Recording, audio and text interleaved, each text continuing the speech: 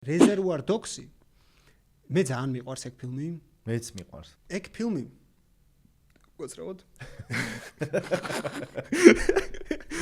ეგ ფილმი პატარა ბიუჯეტით, პატარა შესაძლებლობებით, პატარა სივრცეში შემოაგრია ჰოლივუდის კარი. ხო, იმდენად ყვირის, რომ მე სხვა კალიბრის დიდ ბიუჯეტიან ტარანტინოსეულ ფილმებს რო უყურებ, ხვდები რომ აი Reservoir Dogs-ი არის განაცხადი. მაგრამ აი საერთოდ ახლოსაც არა. გახურება იყო, მოცელვა იყო. ხო, ახლოსაც არა.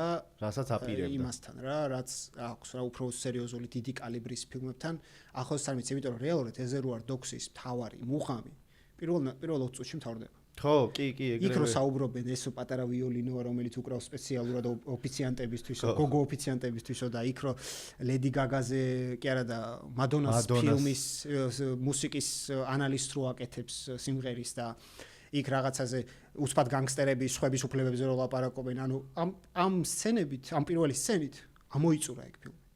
ამ ფილმის ორიგინალურობა რა. ხო. და მე უკვე გადაიქცა ძალიან ხარისხიან განგსტერულ პატარა ბიუჯეტურ B კატეგორიის გულისხმობ ბიუჯეტით და შესაძლებლობებით ფილმად რა. მშვენიერი ფილმი, მაგრამ აი იმათთან ტოპებში არ შეკავს. ახლოსაც არა.